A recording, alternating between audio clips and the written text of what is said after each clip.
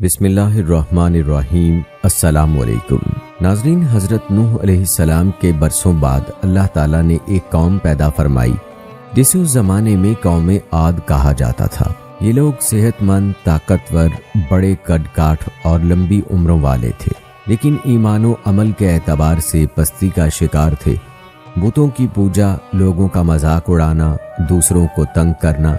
اور لمبی زندگی کی امید پر مضبوط ماحول بنانا ان کے عام معمولات تھے۔ کفر و شرک، جہالت و ضلالت اور غفلت کی وادی میں بھٹکنے والی اس قوم کی ہدایت و رہنمائی کے لیے اللہ تعالیٰ نے ان کی قوم سے حضرت ہود علیہ السلام کو ان کی طرف رسول بنا کر بھیجا۔ حضرت ہود علیہ السلام نے انہیں وحدانیت الہی پر ایمان لانے، بتوں کی پوجا چھوڑنے، صرف اللہ تعالیٰ کی عبادت کرنے اور تمام برے افعال ترک کرنے کی دعوت دی، لیکن بہت تھوڑے افراد نے آپ کی تصدیق کی اور اکثر نے تکذیب و مخالفت اور بے بنیاد الزامات لگانے پر کمر باندھ لی۔ جب حضرت ہود علیہ السلام کی تبلیغ کے باوجود یہ لوگ ایمان نہ لائے اور کفر و شرک، انکار اور سرکشی پر ڈٹے رہے تو ان پر تند و تیز آندھی کی صورت میں عذاب الہی آیا۔ یہ آندھی 7 راتیں اور 8 دن تک لگاتار چلتی رہی، یہاں تک کہ قوم عاد کو تباہ و برباد کر کے نشان عبرت بنا دیا۔ ناظرین، اس قوم کی سرکشیاں کیا تھیں اور اس عذاب کی شدت کیا تھی جو اس قوم پر نازل ہوا، اس کی تفصیل ہم آپ کو آگے چل کر بتائیں گے۔ ناظرین، آپ نے ملاحظہ کیا کہ حضرت ہود علیہ السلام کو اللہ تعالیٰ نے قوم عاد کی طرف رسول بنا کر بھیجا تھا تاکہ گمراہی کی تاریکیوں میں بھٹکنے والی قوم عاد کو راہ ہدایت پر لانے کے لیے ان کو تبلیغ کریں۔ ناظرین، روایات بتاتی ہیں کہ ہود علیہ السلام حضرت نوح علیہ السلام کے پوتے ارم کی اولاد میں سے ہیں، اور علامہ بیضاوی رحمہ اللہ نے آپ کا نسب نامہ یوں بیان کیا ہے: ہود بن عبداللہ بن رباح بن خلود بن عاد بن اوس بن ارم بن سام بن حضرت نوح علیہ السلام۔ ناظرین، آپ کو بتاتے چلیں کہ روئے زمین پر عاد نام سے 2 قومیں گزری ہیں۔ ایک عاد اولا، یہ حضرت ہود علیہ السلام کی قوم تھی، اور دوسری عاد ثانیہ، یہ حضرت صالح علیہ السلام کی قوم تھی، جو قوم سمود کے نام سے زیادہ مشہور ہے۔ ان دونوں قوموں کے درمیان تقریباً 100 سال کا فاصلہ ہے۔ ناظرین، جہاں تک حضرت ہود علیہ السلام کے پیشے کی بات ہے تو روایات یہ بتاتی ہیں کہ حضرت ہود علیہ السلام نے اپنے گزر و بسر کے لیے تجارت کا پیشہ اختیار فرمایا تھا، جیسا کہ سیدنا عبداللہ بن عباس رضی اللہ تعالی عنہ سے روایت ہے کہ سیدنا ہود علیہ السلام تاجر تھے۔ اسی لیے کہا جاتا ہے کہ تجارت سنت انبیاء علیہ السلام ہے، اور سچا تاجر قیامت کے دن انبیاء کرام علیہ السلام کے ساتھ ہوگا، جیسا کہ حدیث نبوی صلی اللہ علیہ وآلہ وسلم میں ہے کہ سچا اور امانت دار تاجر قیامت کے روز انبیاء، صدیقین اور شہداء کے ساتھ ہوگا۔ ناظرین، حضرت عبداللہ بن عباس رضی اللہ تعالی عنہ سے روایت ہے کہ سفر حج کے دوران جب نبی اکرم صلی اللہ علیہ وآلہ وسلم وادی اسفان سے گزرے تو سیدنا صدیق اکبر رضی اللہ تعالی عنہ سے پوچھا کہ یہ کون سی وادی ہے؟ حضرت ابو بکر صدیق رضی اللہ تعالی عنہ نے عرض کی کہ وادی اسفان۔ نبی اکرم صلی اللہ علیہ وآلہ وسلم نے ارشاد فرمایا کہ یہیں سے حضرت ہود علیہ السلام اور حضرت صالح علیہ السلام ایسی جوان سرخ اونٹنیوں پر سوار ہو کر گزرے تھے جن کی نکیل کھجور کی چھال سے بنی ہوئی تھی، اور ان کے اپنے لباس تہبند اور اونی چادریں تھیں، اور وہ تلبیہ کہتے ہوئے بیت العتیق یعنی خانہ کعبہ کا حج کرنے جا رہے تھے۔ ناظرین، روایات بتاتی ہیں کہ حضرت ہود علیہ السلام امانت داری، مخلصی اور توکل جیسے بڑے اور اعلیٰ اوصاف کے مالک تھے۔ حضرت ہود علیہ السلام قوم عاد میں ایک امانت دار شخص کی حیثیت سے معروف تھے، اسی لیے جب قوم کے سامنے آپ نے اپنی رسالت کا اعلان فرمایا تو اپنی امانت داری کو بھی بطور خاص ذکر فرمایا۔ اس حوالے سے قرآن مجید کی سورہ شعراء میں ارشاد باری تعالیٰ ہے: بے شک میں تمہارے لیے امانت دار رسول بن کر آیا ہوں۔ ناظرین، امانت داری حقیقت میں تمام انبیاء کرام علیہ السلام کا بنیادی وصف اور پسندیدہ انسانی صفات میں سے ہے۔ انبیاء کرام علیہ السلام خود بھی امانت دار ہوتے تھے اور اپنی امتوں کو بھی اس کا درس دیتے تھے۔ امانت کا لفظ بہت وسیع ہے، اس میں مالی امانت بھی داخل ہے، وحی الہی کی امانت بھی شامل ہے، اور اپنی ذمہ داریوں کو صحیح طریقے سے پورا کرنا بھی داخل ہے، اور دوسروں کو ذمہ داری دیتے ہوئے اہلیت و معیار کو پیش نظر رکھنا بھی شامل ہے۔ روایات بتاتی ہیں کہ سیدنا ہود علیہ السلام انتہائی مخلص اور ہر معاملے میں محض رضا الہی کے طلبگار تھے، اسی لیے تبلیغ رسالت کے فرائض انجام دہی میں قوم کو واضح کر دیا کہ میں تم سے اس تبلیغ پر کچھ اجرت نہیں مانگتا، کیونکہ میرا اجر تو اسی کے ذمے پر ہے جو تمام جہانوں کا رب ہے۔ اس واقعے کو قرآن مجید کے سورہ شعراء میں ان الفاظ کے ساتھ بیان کیا گیا ہے، اور میں تم سے اس تبلیغ حق پر کوئی معاوضہ نہیں مانگتا، میرا اجر تو فقط تمام جہانوں کے رب کے ذمے ہے۔ ناظرین، حضرت ہود علیہ السلام اللہ تعالیٰ پر توکل کے اعلیٰ مقام پر فائز تھے۔ تبلیغ رسالت میں آپ اپنی طاقتور اور ظالم و جابر قوم سے بالکل خوف زدہ نہ ہوئے اور ان سے صاف صاف فرما دیا کہ میں اللہ تعالیٰ پر بھروسہ رکھتا ہوں جو میرا اور تمہارا رب ہے، اور بے شک میرا رب سیدھے راستے پر چلنے والوں کو ملتا ہے۔ ناظرین، اس واقعے کو قرآن مجید کی سورہ ہود میں ان الفاظ کے ساتھ بیان کیا گیا ہے: بے شک میں نے اللہ پر توکل کر لیا ہے جو میرا بھی رب ہے اور تمہارا بھی رب ہے، کوئی چلنے والا جاندار ایسا نہیں مگر وہ اسے اس کی چوٹی سے پکڑے ہوئے ہے،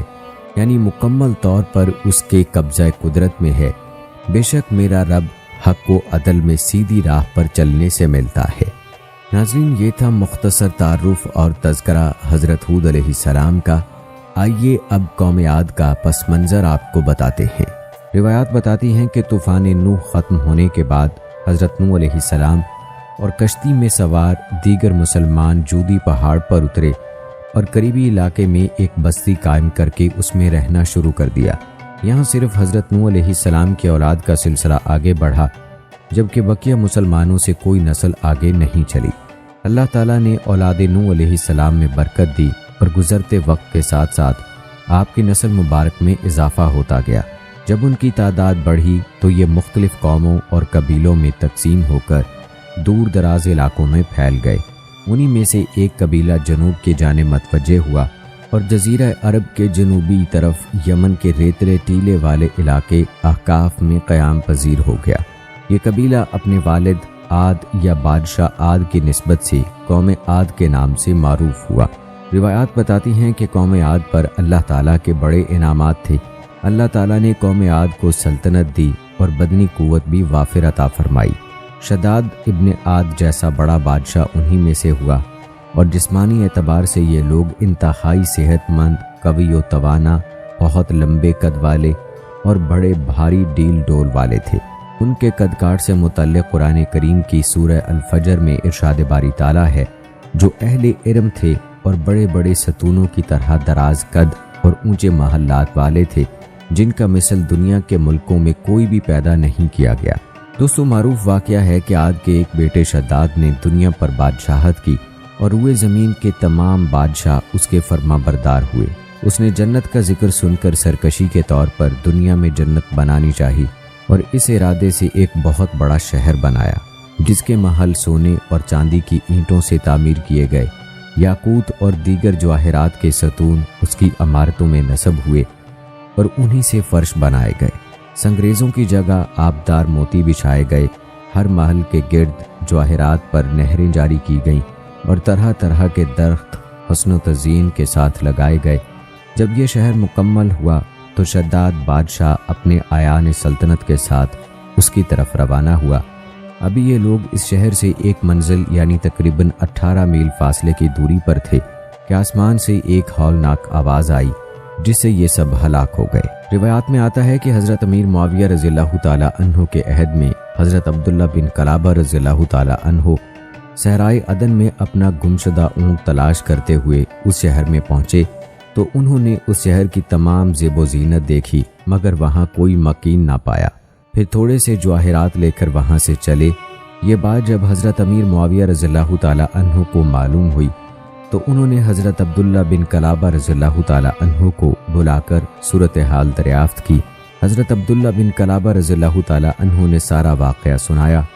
تو حضرت امیر معاویہ رضی اللہ تعالیٰ عنہ نے حضرت کعب بن احبار رضی اللہ تعالیٰ عنہ سے دریافت کیا کہ کیا دنیا میں کوئی ایسا شہر ہے؟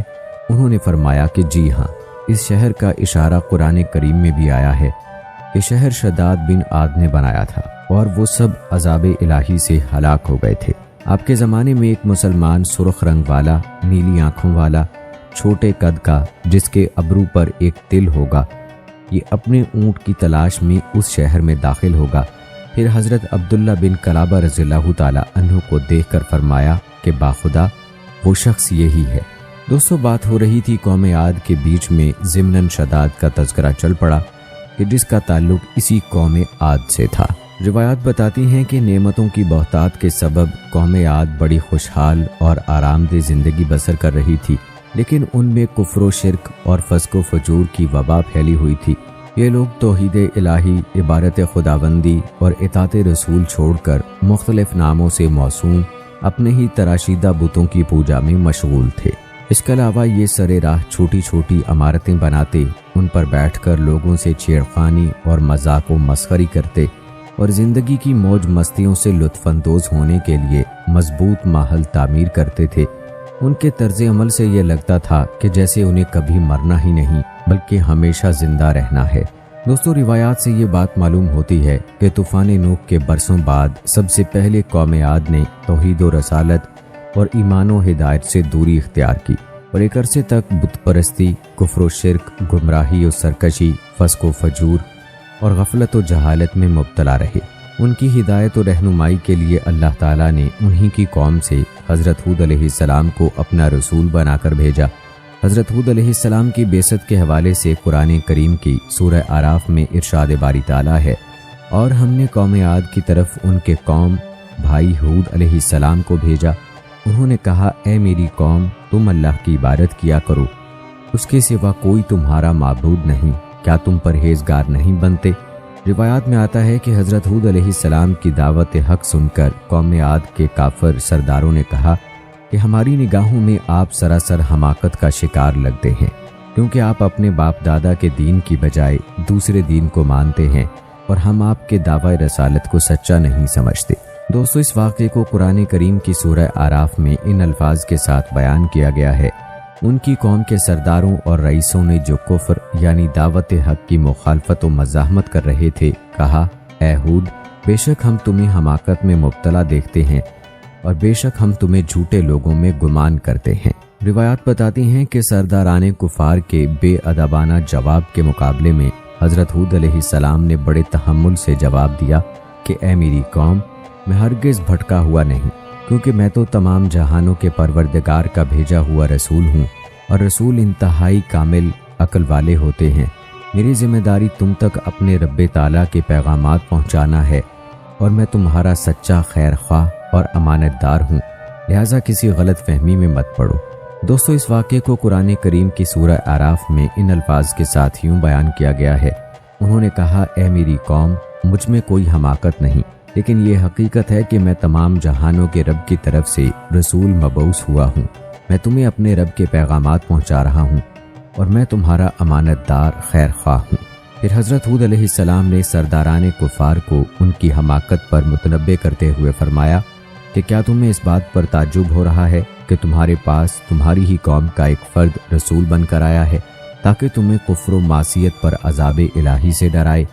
حالانکہ قابل تعجب تو تمہارا بے بس و لاچار بتوں کو رب تعالیٰ کا شریک ٹھہرانا ہے۔ اس واقعے کو قرآن کریم کی سورہ اعراف میں یوں بیان کیا گیا ہے، کیا تمہیں اس بات پر تعجب ہے کہ تمہارے پاس تمہارے رب کی طرف سے تمہیں میں سے ایک مرد کی زبان پر نصیحت آئی تاکہ وہ تمہیں عذاب الہی سے ڈرائے؟ دوستو، کہتے ہیں اس کے بعد سیدنا ہود علیہ السلام نے قوم عاد کو انعامات الہی یاد دلا کر نصیحت فرمائی کہ اے میری قوم، یاد کرو کہ اللہ تعالیٰ نے قوم نوح کی ہلاکت کے بعد تمہیں زمین میں جانشین کیا اور بہت زیادہ جسمانی قوت سے بھی نوازا کہ قد کاٹ اور قوت دونوں میں دوسروں سے ممتاز ہو۔ لہٰذا تمہیں چاہیے کہ اللہ تعالیٰ کی ان نعمتوں کو یاد رکھو اور شکرانے میں ایمان لاؤ اور اطاعت و بندگی کا راستہ اختیار کرو تاکہ تمہیں فلاح نصیب ہو۔ اس واقعے کو قرآن کریم کی سورہ اعراف میں یوں بیان کیا گیا ہے، اور یاد کرو جب اس نے تمہیں قوم نوح کے بعد زمین پر جانشین بنایا اور تمہاری خلقت میں قد و قامت اور قوت کو مزید بڑھا دیا، سو تم اللہ کی نعمتوں کو یاد کرو تاکہ تم فلاح پا جاؤ۔ لیکن دوستو، قوم عاد نے ہود علیہ السلام کی اطاعت و اتباع سے انکار کر دیا۔ روایات میں آتا ہے کہ سیدنا ہود علیہ السلام سے اپنے رسالت اور عبادت الہی کی دعوت سن کر سرداران کفار لوگوں سے کہنے لگے کہ ہود علیہ السلام تو تمہارے جیسے ہی آدمی ہیں، جو تم کھاتے ہو وہ بھی وہی کھاتے ہیں، اور جو تم پیتے ہو وہ بھی وہی پیتے ہیں۔ اگر یہ اللہ تعالیٰ کے رسول ہوتے تو فرشتوں کی طرح کھانے پینے سے پاک ہوتے۔ افسوس کہ سرداران قوم عاد نے کمالات رسالت کو نہ دیکھا اور کھانے پینے کے اوصاف دیکھ کر رسول کو اپنی طرح بشر کہنے لگے، اور یہی چیز ان کی گمراہی کی بنیاد بنی۔ جیسا کہ قرآن کریم کی سورہ مومنون میں اس واقعے کو ان الفاظ کے ساتھ بیان کیا گیا ہے، اور ان کی قوم کے بھی وہی سردار اور وڈیرے بول اٹھے جو کفر کر رہے تھے اور آخرت کی ملاقات کو جھٹلاتے تھے، اور ہم نے انہیں دنیاوی زندگی میں مال و دولت کی کثرت کے باعث آسودگی بھی دے رکھی تھی۔ لوگوں سے کہنے لگے کہ یہ شخص تو محض تمہارے ہی جیسا ایک بشر ہے، وہی چیز کھاتا ہے جو تم کھاتے ہو، اور وہی کچھ پیتا ہے جو تم پیتے ہو، اور اگر تم نے اپنے ہی جیسے ایک بشر کی اطاعت کر لی تو پھر تم ضرور خسارہ اٹھانے والے ہوں گے۔ روایات بتاتی ہیں کہ قوم عاد نے ایک اور موقع پر واضح الفاظ میں یہ کہہ کر بھی حضرت ہود علیہ السلام کی رسالت کا انکار کیا کہ اگر ہمارا رب ہماری طرف کوئی رسول بھیجنا چاہتا تو وہ فرشتوں کو اتار دیتا، اور آپ چونکہ فرشتہ نہیں اس لیے ہم آپ کی رسالت کا انکار کرتے ہیں۔ دوستو، اس واقعے کو قرآن کریم کی سورہ حامیم سجدہ میں ان الفاظ کے ساتھ بیان کیا گیا ہے: جب ان کے پاس ان کے آگے اور ان کے پیچھے یا ان سے پہلے اور ان کے بعد پیغمبر آئے اور کہا کہ اللہ کے سوا کسی کی عبادت نہ کرو، تو وہ کہنے لگے اگر ہمارا رب چاہتا تو فرشتوں کو اتار دیتا، سو جو کچھ تم دے کر بھیجے گئے ہو ہم اس کے منکر ہیں۔ دوستو، ایک اور مقام پر قوم عاد کی تکذیب کا ذکر ان الفاظ کے ساتھ کیا گیا ہے: قوم عاد نے بھی پیغمبروں کو جھٹلایا جب ان سے ان کے قومی بھائی ہود علیہ السلام نے فرمایا کیا تم اللہ سے ڈرتے نہیں ہو؟ بے شک میں تمہارے لیے امانت دار رسول بن کر آیا ہوں، سو تم اللہ سے ڈرو اور میری اطاعت کرو، اور میں تم سے اس تبلیغ کے حق پر کوئی معاوضہ نہیں مانگتا، میرا اجر تو فقط تمام جہانوں کے رب کے ذمے ہے۔ سورہ شعراء کی آیت نمبر 123 تا 127۔ لیکن یہ لوگ برابر اپنے نبی کو جھٹلاتے رہے۔ دوستو، روایات میں آتا ہے کہ حضرت ہود علیہ السلام نے قوم عاد کو قیامت کے دن دوبارہ زندہ ہو کر بارگاہ الہی میں پیش ہونے کا بھی بتایا، جس پر کافر سرداروں نے ورغلانے کے لیے اپنے لوگوں کو ایک عقلی دلیل دیتے ہوئے کہا کہ کیا سیدنا ہود علیہ السلام تم سے یہ کہتے ہیں کہ مرنے کے بعد جب تمہارا گوشت پوست سب مٹی میں مل جائے گا اور صرف ہڈیاں باقی رہ جائیں گی تو اس کے بعد تمہیں پھر سے زندہ کر کے قبروں سے نکالا جائے گا؟ یہ سب باتیں عقل سے بہت بعید ہیں۔ اس کے علاوہ قوم عاد کے سرداروں نے اپنے لوگوں کو آج کے دہریوں کی طرح کہا کہ دوبارہ زندگی کبھی نہیں ملے گی، اور دنیا کی زندگی کے سوا اور کوئی زندگی نہیں۔ اسی دنیا میں موت و حیات کا سلسلہ جاری ہے کہ ہم پیدا ہوتے ہیں اور پھر کسی وقت مر جاتے ہیں اور قصہ تمام۔ نہ کوئی مرنے کے بعد زندگی ہے اور نہ کوئی حساب کتاب۔ مزید یہ کہ حضرت ہود علیہ السلام کا دعوی رسالت اور موت کے بعد زندگی کی باتیں سب خام خیالی ہے اور نعوذ باللہ غلط طور پر خدا تعالیٰ کی طرف منسوب ہے۔ اس واقعے کو قرآن کریم کی سورہ مومنون میں یوں بیان کیا گیا ہے: کیا یہ شخص تم سے یہ وعدہ کر رہا ہے کہ جب تم مر جاؤ گے اور تم مٹی اور بوسیدہ ہڈیاں ہو جاؤ گے تو تم دوبارہ زندہ ہو کر نکالے جاؤ گے؟ بعید از قیاس، بعید از وقوع ہیں وہ باتیں جن کا تم سے وعدہ کیا جا رہا ہے۔ وہ آخرت کی زندگی کچھ نہیں، ہماری زندگانی تو یہی دنیا ہے، ہم یہیں مرتے اور جیتے ہیں اور بس ختم، ہم دوبارہ نہیں اٹھائے جائیں گے۔ یہ تو محض ایسا شخص ہے جس نے اللہ پر جھوٹا بہتان لگایا ہے، اور ہم بالکل اس پر ایمان لانے والے نہیں ہیں۔ دوستو، یوں ان لوگوں نے ہٹ دھرمی اختیار کی اور ہود علیہ السلام پر ایمان نہ لائے، کیونکہ قوم عاد کا غرور، تکبر حد درجے تک بڑھا ہوا تھا۔ روایات بتاتی ہیں کہ قبیلہ عاد کے لوگ بڑے طاقتور، شاہزور اور متکبر تھے۔ ایک موقع پر سیدنا ہود علیہ السلام نے انہیں عذاب الہی سے ڈرایا تو انہوں نے اپنی قوت پر غرور کرتے ہوئے کہا کہ ہم سے زیادہ طاقتور کوئی نہیں، اور اگر عذاب آیا تو ہم اسے اپنی طاقت سے ہٹا سکتے ہیں۔ دوستو اس واقعے کو قرآن کریم کی سورہ حامیم سجدہ میں ان الفاظ کے ساتھ بیان کیا گیا ہے، پس جو قوم عاد تھی سو انہوں نے زمین میں ناحق تکبر اور سرکشی کی اور کہنے لگے ہم سے بڑھ کر طاقتور کون ہے، اور کیا انہوں نے نہیں دیکھا کہ اللہ جس نے انہیں پیدا فرمایا ہے وہ ان سے کہیں بڑھ کر طاقتور ہے، اور وہ ہماری آیتوں کا انکار کرتے رہے۔ دوستو روایات میں آتا ہے کہ قوم عاد نے حضرت ہود علیہ السلام کی نصیحتوں کے جواب میں ہٹ دھرمی کا مظاہرہ کرتے ہوئے ایک موقع پر کہا کہ آپ کی ہمیں نصیحت کرنا نہ کرنا دونوں برابر ہیں، ہم ہرگز آپ کی بات نہ مانیں گے اور نہ ہی دعوت حق قبول کریں گے، اور جن چیزوں کا آپ ہمیں خوف دلا رہے ہیں یہ پہلے لوگوں کی باتیں ہیں، وہ بھی ایسی ہی باتیں کرتے تھے۔ ہمارے اعمال و عادات پر دنیا میں نہ تو ہمیں عذاب دیا جائے گا، نہ مرنے کے بعد ہمیں اٹھنا ہے، اور نہ آخرت میں کوئی حساب دینا ہے۔ دوستو اس واقعے کو قرآن کریم کی سورہ شعراء میں ان الفاظ کے ساتھ بیان کیا گیا ہے، وہ بولے ہمارے حق میں برابر ہے، خواہ تم نصیحت کرو یا نصیحت کرنے والوں میں نہ بنو، ہم نہیں مانیں گے۔ یہ اور کچھ نہیں مگر صرف پہلے لوگوں کی عادات و اطوار ہیں جنہیں ہم چھوڑ نہیں سکتے، اور ہم پر عذاب نہیں کیا جائے گا۔ دوستو ظلم کی انتہا ملاحظہ فرمائی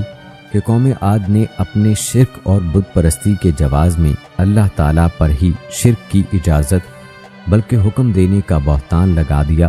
کہ نعوذ باللہ رب تعالیٰ نے اپنے شریک بنائے ہیں اور ہم اسی کے حکم سے ان بتوں کی عبادت کرتے ہیں۔ اس کا رد کرتے ہوئے حضرت ہود علیہ السلام نے پہلے اپنی قوم کو وحدانیت الہی کا اقرار اور عبادت الہی کرنے کی دعوت دی، پھر فرمایا کہ شرک و بت پرستی کے جواز پر تمہارا یہ قول اللہ تعالیٰ پر صریح بہتان ہے۔ اللہ تعالیٰ نے نہ تو کسی کو اپنا شریک بنایا ہے اور نہ ہی اپنے علاوہ کسی اور کی عبادت کا حکم دیا ہے۔ اس واقعے کو قرآن کریم کی سورہ ہود میں یوں بیان کیا گیا ہے، اور ہم نے قوم عاد کی طرف ان کے بھائی ہود علیہ السلام کو بھیجا، انہوں نے کہا اے میری قوم اللہ کی عبادت کرو، اس کے سوا تمہارے لیے کوئی معبود نہیں، تم اللہ پر شریک رکھنے کا محض بہتان باندھنے والے ہو۔ البتہ دوستو حضرت ہود علیہ السلام اپنی قوم کو واعظ و نصیحت کرتے رہے۔ ایک موقع پر حضرت ہود علیہ السلام نے اپنی قوم سے فرمایا کہ بے شک مجھے ڈر ہے کہ تمہارے شرک اور توحید سے منہ موڑنے کی وجہ سے کہیں تم پر ایک بڑے دن کا عذاب نہ آ جائے۔ اگر تم اسے بچنا چاہتے ہو تو اللہ تعالیٰ کی وحدانیت پر ایمان لے آؤ اور صرف اسی کی عبادت کرو۔ اس واقعے کو قرآن کریم کی سورہ احقاف میں یوں بیان کیا گیا ہے، اور اے حبیب آپ قوم عاد کے بھائی ہود علیہ السلام کا ذکر کیجئے جب انہوں نے عمان اور مہرہ کے درمیان یمن کی ایک وادی احقاف میں اپنی قوم کو اعمال بد کے نتائج سے ڈرایا۔ حالانکہ اس سے پہلے اور اس کے بعد بھی کئی ڈرانے والے پیغمبر گزر چکے تھے کہ تم اللہ کے سوا کسی اور کی پرستش نہ کرنا، مجھے ڈر ہے کہ کہیں تم پر بڑے ہولناک دن کا عذاب نہ آ جائے۔ لیکن حضرت ہود علیہ السلام کی نصیحت کے جواب میں قوم عاد نے کہا کہ اے ہود علیہ السلام، کیا آپ ہمارے پاس اس لیے آئے ہو کہ ہم سے ہمارے بتوں کی پوجا چھڑا کر ہمیں اپنے دین کی طرف پھیر لو؟ ایسا تو ہرگز نہیں ہو سکتا۔ ہاں آپ نے جس عذاب کی ہمیں وعید سنائی ہے، اگر آپ سچے ہیں تو ہم پر وہ عذاب لے آئیں۔ دوستو اس واقعے کو قرآن کریم کی سورہ احقاف میں یوں بیان کیا گیا ہے، وہ کہنے لگے کہ کیا آپ ہمارے پاس اس لیے آئے ہیں کہ ہمیں ہمارے معبودوں سے برگشتہ کر دیں؟ پس وہ عذاب لے آئیں جس سے ہمیں ڈرا رہے ہیں، اگر آپ سچوں میں سے ہیں۔ اس کے جواب میں سیدنا ہود علیہ السلام نے قوم عاد سے فرمایا کہ عذاب اترنے کا علم تو صرف اللہ تعالیٰ ہی کو ہے، اور وہی اس کے مقررہ وقت پر نازل فرمائے گا۔ میری ذمہ داری یہ ہے کہ احکام الہی تم تک پہنچا دوں، اس کے باوجود تم عذاب کا مطالبہ کر رہے ہو تو میرے حساب سے تم جاہل لوگ ہو کہ مجھ سے اپنی مصیبت و عذاب کا مطالبہ کر رہے ہو۔ دوستو اس واقعے کو قرآن کریم کی سورہ احقاف میں یوں بیان کیا گیا ہے، انہوں نے کہا کہ اس عذاب کے وقت کا علم تو اللہ ہی کے پاس ہے، اور میں تمہیں وہی احکام پہنچا رہا ہوں جو میں دے کر بھیجا گیا ہوں، لیکن میں تمہیں دیکھ رہا ہوں کہ تم جاہل لوگ ہو۔ روایات بتاتی ہیں کہ قوم عاد کے مطالبے پر حضرت ہود علیہ السلام نے فرمایا کہ اس میں کوئی شک نہیں کہ تمہاری سرکشی کی وجہ سے اللہ تعالیٰ کا غضب و عذاب تم پر لازم ہو گیا ہے، اور یہ کسی بھی وقت نازل ہو جائے گا۔ اور جہاں تک بتوں کے بارے میں تمہارا مجھ سے بحث کرنے کا تعلق ہے تو اس کی حقیقت صرف اتنی ہے کہ تم مجھ سے ان ناموں کے بارے میں جھگڑتے ہو جو تم نے اور تمہارے باپ دادا نے اپنے بتوں کے لیے رکھ لیے۔ اور انہیں معبود مان کر ان کی پوجا شروع کر دی، حالانکہ ان کی کوئی حقیقت نہیں اور ان کے معبود ہونے پر اللہ تعالیٰ نے کوئی دلیل نہیں اتاری۔ لہٰذا اگر تم نہیں مانتے تو عذاب الہی کا انتظار کرو، اور میں بھی منتظر ہوں کہ کب تم پر عذاب نازل ہوتا ہے۔ دوستو، جب قوم عاد نے حضرت ہود علیہ السلام کی دعوت قبول کرنے سے انکار کر کے کفر و شرک اور گناہوں پر اصرار کو ترجیح دی، تو اس کی سزا میں اللہ تعالیٰ نے ان کی سرزمین پر 3 سال تک بارش روک دی، جس سے شدید قحط پڑ گیا اور اللہ تعالیٰ نے ان کی عورتوں کو بانجھ کر دیا۔ جب اس صورتحال سے یہ لوگ پریشان ہوئے تو حضرت ہود علیہ السلام نے ان سے فرمایا کہ اگر تم اللہ تعالیٰ پر ایمان لے آؤ، میری رسالت کی تصدیق کرو، اللہ تعالیٰ سے اپنے گناہوں سے سچی توبہ کرو اور اسی سے مغفرت اور نجات طلب کرو، تو اس کی برکت سے اللہ تعالیٰ موسلا دھار بارش بھیج کر تمہاری زمینوں کو سرسبز و شاداب کر دے گا، تمہاری قوت میں اضافہ فرمائے گا اور تمہیں اولاد بھی عطا فرمائے گا، اور اگر تم نے ایسا نہ کیا تو تم تباہ و برباد ہو جاؤ گے۔ لہٰذا میری نصیحت مان لو اور اس سے منہ پھیر کر اپنے جرموں پر قائم نہ رہو۔ دوستو، اس واقعے کو قرآن کریم کی سورہ ہود میں یوں بیان کیا گیا ہے، اور اے لوگو، تم اپنے رب سے گناہوں کی بخشش مانگو، پھر اس کی جناب میں صدق دل سے رجوع کرو، وہ تم پر آسمان سے موسلا دھار بارش بھیجے گا اور تمہاری قوت پر قوت بڑھائے گا، اور تم مجرم بنتے ہوئے اس سے روگردانی نہ کرنا۔ روایات بتاتی ہیں کہ قوم عاد نے حضرت ہود علیہ السلام کی نصیحت قبول نہ کی اور خود ساختہ معبودوں سے متعلق اپنا نظریہ بیان کیا، جس پر سیدنا ہود علیہ السلام نے ان باطل معبودوں سے بیزاری اور برات کا اظہار فرمایا۔ اس واقعے کو قرآن کریم کی سورہ ہود میں یوں بیان کیا گیا ہے، بے شک میں نے اللہ پر توکل کر لیا ہے، جو میرا بھی رب ہے اور تمہارا بھی رب ہے، کوئی چلنے والا جاندار ایسا نہیں مگر وہ اسے اس کی چوٹی سے پکڑے ہوئے ہے، یعنی مکمل طور پر اس کے قبضہ قدرت میں ہے، بے شک میرا رب حق و عدل میں سیدھی راہ پر چلنے سے ملتا ہے۔ دوستو، یہ حضرت ہود علیہ السلام کی قوت ایمانی، اللہ تعالیٰ پر توکل اور خدائی حفاظت کی برکت تھی کہ آپ نے بالکل بے خوف ہو کر ایک ایسی قوم سے یہ کلمات فرمائے جو قوت و طاقت اور زور و ہمت والی تھی، لیکن اپنی تمام تر عداوت و قوت کے باوجود حضرت ہود علیہ السلام کو ذرا بھر بھی کوئی تکلیف یا نقصان نہ پہنچا سکی۔ دوستو، یہ تھا تذکرہ قوم عاد کی ہٹ دھرمی اور ان کے تکبر و غرور کا۔ اب تذکرہ کرتے ہیں حضرت ہود علیہ السلام کی قوم عاد کے خلاف دعا اور اس کی قبولیت کا۔ روایات بتاتی ہیں کہ حضرت ہود علیہ السلام کی تمام تر کوششوں کے باوجود قوم عاد کے چند افراد ہی آپ پر ایمان لائے اور باقی کفر و شرک اور معاصی کی دلدل میں پھنسے رہے۔ جب ان کے ایمان لانے کی کوئی امید باقی نہ رہی اور قبول حق کی بجائے انتہائی سرکشی پر اتر آئے تو آپ علیہ السلام نے ان کے خلاف دعا کرتے ہوئے بارگاہ الہی میں عرض کی، اور اللہ تعالیٰ نے آپ کی دعا کو قبول کرتے ہوئے قوم عاد کو عبرتناک انجام کی خبر دے دی۔ اس واقعے کو قرآن کریم کی سورہ مومنون میں یوں بیان کیا گیا ہے، پیغمبر نے عرض کیا، اے میرے رب، میری مدد فرما اس صورتحال میں کہ انہوں نے مجھے جھٹلا دیا ہے۔ ارشاد ہوا، تھوڑی ہی دیر میں وہ پشیماں ہو کر رہ جائیں گے۔ روایات میں آتا ہے کہ جب قوم عاد عرصہ دراز تک دعوت حق ملنے کے باوجود ایمان نہ لائی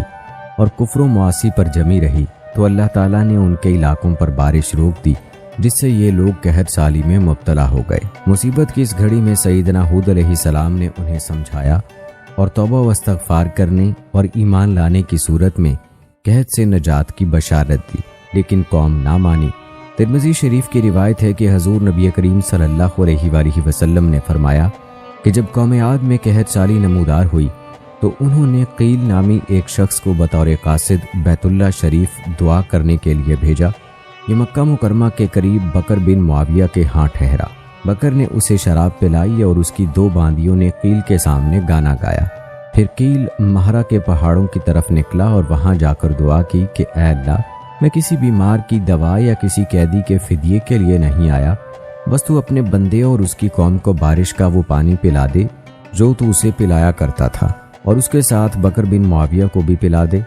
قیل نے اپنی دعا میں بکر بن معاویہ کو شراب پلانے کا شکریہ ادا کرنے کے لیے شامل کیا تھا۔ روایات بتاتی ہیں کہ کچھ ہی دیر میں اس کے سر پر چند بادل نمودار ہوئے اور اس سے کہا گیا کہ ان میں سے کوئی ایک بادل چن لو۔ قیل نے ایک سخت سیاہ بادل چن لیا تو اس سے کہا گیا کہ تو نے جلی ہوئی راکھ لے لی جو قوم عاد میں سے کسی کو بھی نہ چھوڑے گی۔ اس کے بعد اللہ تعالیٰ نے وہ سیاہ بادل قوم عاد کی وادیوں کی جانب چلا دیا، جسے دیکھ کر وہ لوگ بہت خوش ہوئے اور کہنے لگے کہ یہ برسنے والا بادل ہے۔ حضرت ہود علیہ السلام نے ان سے فرمایا کہ یہ برسنے والا بادل نہیں بلکہ یہ تو وہ عذاب ہے جس کی تم جلدی مچا رہے تھے۔ سن لو، اس بادل میں دردناک عذاب پر مشتمل آندھی ہے۔ دوستو، اس واقعے کو قرآن کریم کی سورہ احقاف میں یوں بیان کیا گیا ہے، پھر جب انہوں نے اس عذاب کو بادل کی طرح اپنی وادیوں کے سامنے آتا ہوا دیکھا تو کہنے لگے یہ تو بادل ہے جو ہم پر برسنے والا ہے۔ ایسا نہیں ہے بلکہ یہ تو وہ عذاب ہے جس کی تم نے جلدی مچا رکھی تھی۔ یہ آندھی ہے جس میں دردناک عذاب آ رہا ہے۔ لیکن دوستو، قوم عاد نے سیدنا ہود علیہ السلام کی تنبیہ کو اہمیت نہ دی اور اپنی توجہ بادل کی طرف رکھی اور اس خوش فہمی میں رہے کہ یہ انہیں سیراب کرے گا، جبکہ حضرت ہود علیہ السلام اہل ایمان کو ساتھ لے کر کفار سے کچھ دور چلے گئے۔ جب بادل قوم عاد کے قریب آئے تو انہوں نے ایک ہولناک آواز سنی، پھر تند و تیز نہایت سرد خشک خیر و برکت سے خالی اور سخت سناٹے دار آندھی چل پڑی، جس کی شدت کا یہ حال تھا کہ لوگوں کو زمین سے یوں اکھیڑ دیتی گویا وہ اکھڑی ہوئی کھجوروں کے سوکھے تنے ہوں، پھر انہیں سر کے بل زمین پر اس طرح مار دیتی کہ سر پاش پاش ہو جاتے۔ اس ہولناک طوفان کی لپیٹ میں جو چیز بھی آتی وہ تباہی و بربادی کا عبرتناک نشان بن کر رہ جاتی۔ یہ آندھی 7 راتیں اور 8 دن لگاتار چلتی رہی اور جب ختم ہوئی تو قوم عاد کے خالی مکان ہی نظر آ رہے تھے، جبکہ تمام کفار نیست و نابود ہو کر فنا کے گھاٹ اتر چکے تھے۔ دوستو، اس ہولناک عذاب کا حال قرآن کریم میں یوں بیان کیا گیا ہے، پس سچے وعدے کے مطابق انہیں خوفناک آواز نے آ پکڑا، سو ہم نے انہیں خش و خاشاک بنا دیا، پس ظالم قوم کے لیے ہماری رحمت سے دوری و محرومی ہے۔ اور قوم عاد کی ہلاکت میں بھی نشانی ہے، جبکہ ہم نے ان پر بے خیر و برکت ہوا بھیجی، وہ جس چیز پر بھی گزرتی تھی اسے ریزہ ریزہ کیے بغیر نہیں چھوڑتی تھی۔ دوستو، روایات بتاتی ہیں کہ اللہ تعالیٰ نے حضرت ہود علیہ السلام اور اہل ایمان کو اپنی رحمت سے اس ہولناک عذاب سے محفوظ رکھا، اور جیسے اللہ تعالیٰ نے مسلمانوں کو دنیا کے عذاب سے بچایا، ایسے ہی اپنی رحمت کے صدقے آخرت کے سخت عذاب سے بھی محفوظ رکھے گا۔ اس حوالے سے سورہ اعراف میں ارشاد باری تعالیٰ ہے، پھر ہم نے ان کو اور جو لوگ ان کے ساتھ تھے اپنی رحمت کے باعث نجات بخشی اور ان لوگوں کی جڑ کاٹ دی جنہوں نے ہماری آیتوں کو جھٹلایا تھا اور وہ ایمان لانے والے نہ تھے۔ دوستو، یاد رہے کہ قوم عاد کا ہولناک انجام اپنے اندر نصیحت و عبرت کے بے شمار درس لیے ہوئے ہے۔ جب اس قوم کی اکثریت رب تعالیٰ کی نافرمانی پر تل گئی اور کسی بھی قسم کی واعظ و تذکیر قبول کرنے سے انکار کر دیا، بلکہ سمجھانے والوں کا مذاق اڑانے اور خدائی احکام کے جھٹلانے کو اپنا وتیرہ بنا لیا، تو عذاب الہی کا ایسا کوڑا برسا کہ جس نے ان کا نام و نشان مٹا کر رکھ دیا۔ اللہ تعالیٰ نے اس واقعے کو اور اس سے عبرت حاصل کرنے کو قرآن کریم میں کئی جگہ پر صراحت سے بیان فرمایا ہے۔ سورہ ہود میں ارشاد باری تعالیٰ ہے، اور یہ قوم عاد ہے جنہوں نے اپنے رب کی آیتوں کا انکار کیا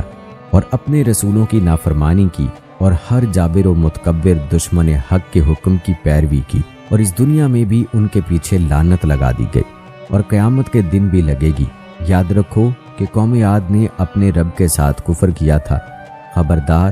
ہود علیہ السلام کی قوم عاد کے لیے رحمت سے دوری ہے۔ اسی طرح سورہ نجم میں ارشاد باری تعالیٰ ہے، اور یہ کہ اسی نے پہلی قوم عاد کو ہلاک کیا اور قوم سمود کو بھی، پھر ان میں سے کسی کو باقی نہ چھوڑا، اور اس سے پہلے قوم نوح کو بھی ہلاک کیا، بے شک وہ بڑے ہی ظالم اور بڑے ہی سرکش تھے۔ اور قوم لوط کی الٹی ہوئی بستیوں کو اوپر اٹھا کر اس نے نیچے دے پٹکا، پس ان کو ڈھانپ لیا جس نے ڈھانپ لیا، یعنی پھر ان پر پتھروں کی بارش کر دی۔ سو اے انسان، تو اپنے پروردگار کی کن کن نعمتوں میں شکر کرے گا۔ دوستو، یہ تھا تفصیلی تذکرہ قوم ہود پر اللہ تعالیٰ کے عذاب کا۔ اس قوم پر عذاب کے بعد ہود علیہ السلام کہاں تشریف لے گئے، آپ علیہ السلام نے کتنی عمر پائی، اور آپ علیہ السلام کی قبر مبارک کہاں ہے، یہ بھی آپ کو بتائیں گے۔ لیکن اس سے پہلے آپ کو چند احادیث بتاتے ہیں جن میں حضرت ہود علیہ السلام کا تذکرہ موجود ہے۔ دوستو، احادیث نبوی صلی اللہ علیہ وآلہ وسلم میں حضرت ہود علیہ السلام اور قوم عاد کا ذکر مختلف روایات میں ملتا ہے۔ حضرت عبداللہ بن عباس رضی اللہ تعالی عنہ سے روایت ہے کہ حضور نبی کریم صلی اللہ علیہ وآلہ وسلم نے فرمایا کہ اللہ تعالی ہم پر اور عاد کے ہم قوم یعنی حضرت ہود علیہ السلام پر رحم فرمائے۔ اسی طرح حضرت ابی بن کعب رضی اللہ تعالی عنہ سے روایت ہے کہ حضور نبی کریم صلی اللہ علیہ وآلہ وسلم جب انبیاء کرام علیہ السلام کا تذکرہ فرماتے تو اپنے آپ سے ابتدا فرماتے اور فرماتے کہ اللہ تعالیٰ کی ہم پر رحمت ہو اور حضرت ہود علیہ السلام اور حضرت صالح علیہ السلام پر رحمت ہو۔ اسی طرح ایک اور مقام پر حضرت عبداللہ بن عباس رضی اللہ تعالی عنہ سے روایت ہے کہ حضور نبی کریم صلی اللہ علیہ وآلہ وسلم نے ارشاد فرمایا کہ سبا کے ذریعے میری مدد کی گئی اور دبور ہوا کے ذریعے قوم عاد کو ہلاک کیا گیا۔ یاد رہے کہ سبا وہ ہوا ہے جو مشرق سے مغرب کی طرف چلتی ہے اور اس کے ذریعے غزوہ خندق کے موقع پر حضور نبی کریم صلی اللہ علیہ وآلہ وسلم کی مدد کی گئی، جبکہ دبور وہ ہوا ہے جو مغرب سے مشرق کی طرف چلتی ہے۔ دوستو ایک اور روایت ام المومنین سیدہ عائشہ صدیقہ رضی اللہ تعالی عنہا سے یوں منقول ہے کہ جب حضور نبی کریم صلی اللہ علیہ وآلہ وسلم بادل یا آندھی کو دیکھتے تو چہرہ مبارک پر خوف کے آثار دکھائی دیتے۔ میں نے عرض کیا کہ یا رسول اللہ صلی اللہ علیہ وآلہ وسلم، لوگ بادل کو دیکھ کر خوش ہوتے ہیں کہ اس میں بارش ہوگی، جبکہ میں نے آپ صلی اللہ علیہ وآلہ وسلم کو دیکھا ہے کہ بادل کو دیکھ کر آپ صلی اللہ علیہ وآلہ وسلم کے چہرہ انور کے آثار تبدیل ہو جاتے ہیں۔ حضور نبی کریم صلی اللہ علیہ وآلہ وسلم نے ارشاد فرمایا کہ اے عائشہ، میں اس بات سے بے خوف نہیں ہوں کہ اس بادل میں عذاب ہو۔ ایک قوم کو آندھی کا عذاب دیا گیا اور ایک قوم نے عذاب دیکھ کر کہا تھا کہ یہ ہمیں بارش دینے والا بادل ہے۔ اسی طرح ایک اور روایت میں ہے کہ جب تیز ہوا چلتی تو حضور صلی اللہ علیہ وآلہ وسلم عرض کرتے کہ یا اللہ، میں تجھ سے ہوا کی خیر اور جو اس ہوا میں ہے اس کی خیر اور جس چیز کے ساتھ یہ ہوا بھیجی گئی ہے اس کی خیر مانگتا ہوں، اور ہوا کے شر اور جو اس میں ہے اس کے شر اور جس چیز کے ساتھ ہوا بھیجی گئی اس کے شر سے تیری پناہ مانگتا ہوں۔ سیدہ عائشہ رضی اللہ تعالی عنہ فرماتی ہیں کہ جب آسمان پر بادل گرجتے تو آپ صلی اللہ علیہ وآلہ وسلم مضطرب ہو جاتے اور کبھی باہر جاتے اور کبھی اندر جاتے، کبھی سامنے آتے تو کبھی پیچھے جاتے، اور جب بارش رک جاتی تو پر اطمینان ہو جاتے۔ سیدہ عائشہ رضی اللہ تعالی عنہا نے پوچھا تو حضور نبی کریم صلی اللہ علیہ وآلہ وسلم نے ارشاد فرمایا کہ اے عائشہ، میری یہ بے چینی اس لیے ہے کہ کہیں ایسا نہ ہو جائے کہ جس طرح قوم عاد کے ساتھ ہوا تھا کہ انہوں نے آسمان کے کنارے میں پھیلے ہوئے بادل کو اپنی وادیوں کی طرف آتے دیکھا اور کہا کہ یہ ہمیں بارش دینے والا بادل ہے، لیکن اس سے بارش کی بجائے عذاب الہی نازل ہوا۔ دوستو روایات بتاتی ہیں کہ قوم عاد کی ہلاکت کے بعد حضرت ہود علیہ السلام اہل ایمان کے ساتھ مکہ مکرمہ تشریف لے آئے اور آخر عمر مبارک تک وہیں مقیم رہے۔ ایک روایت کے مطابق دیگر انبیاء کرام علیہ السلام کا بھی یہی طریق رہا کہ جب انبیاء کرام میں سے کسی نبی کی امت ہلاک ہو جاتی تو وہ نبی علیہ السلام اور ان کے پیروکار مکہ مکرمہ تشریف لے آتے اور باقی زندگی یہی عبادت الہی کرتے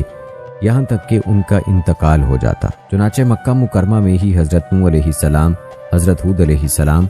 حضرت صالح علیہ السلام اور حضرت شعیب علیہ السلام کا وصال پاک ہوا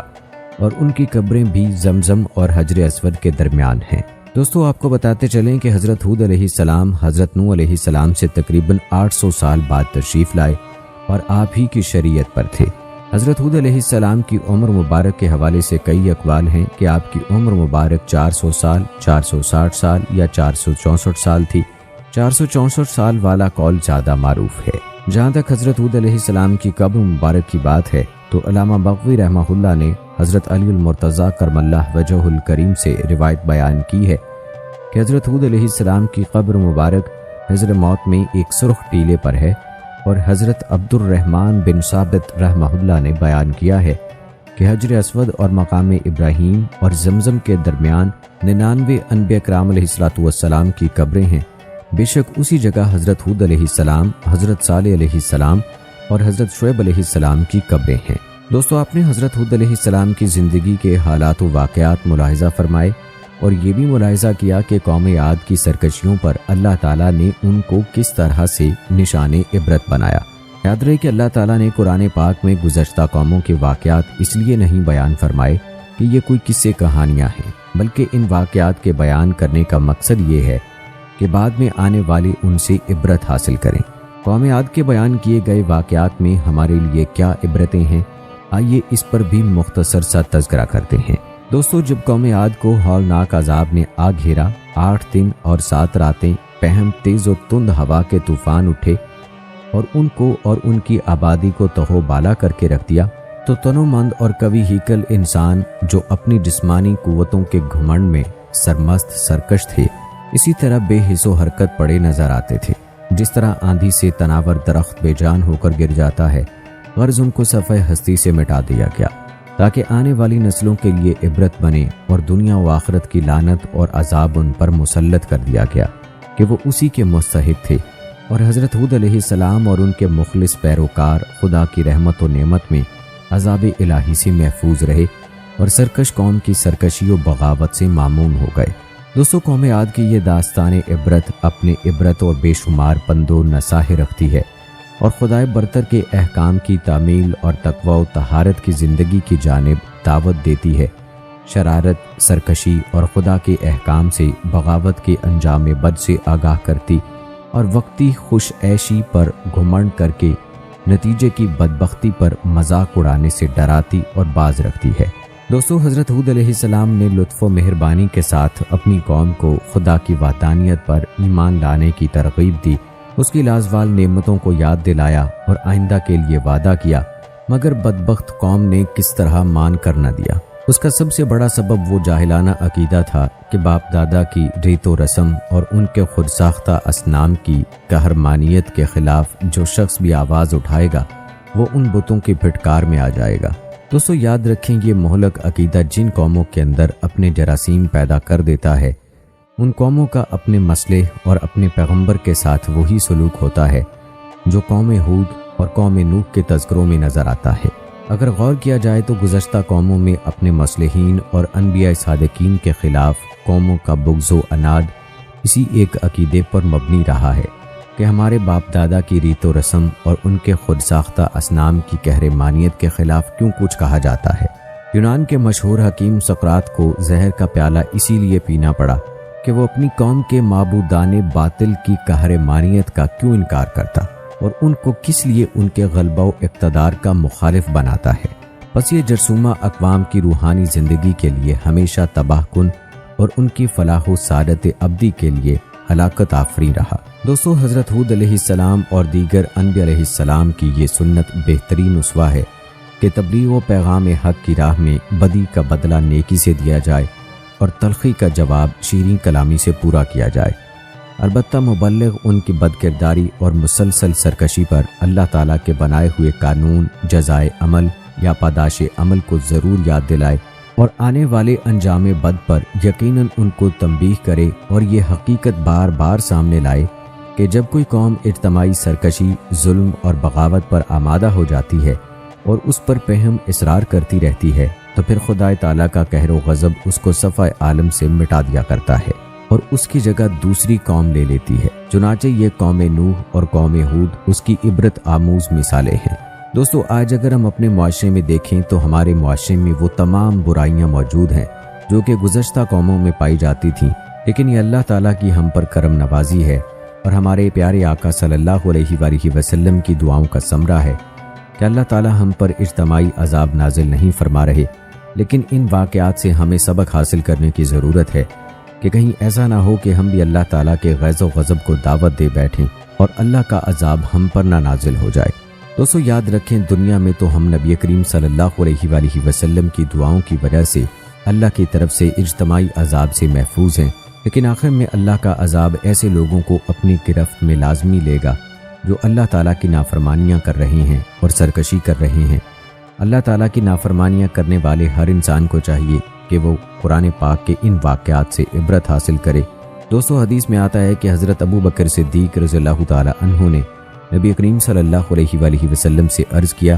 میں دیکھتا ہوں کہ آپ صلی اللہ علیہ وآلہ وسلم بوڑھے ہوتے جا رہے ہیں، اس کی کیا وجہ ہے؟ جواب میں حضور صلی اللہ علیہ وآلہ وسلم نے فرمایا،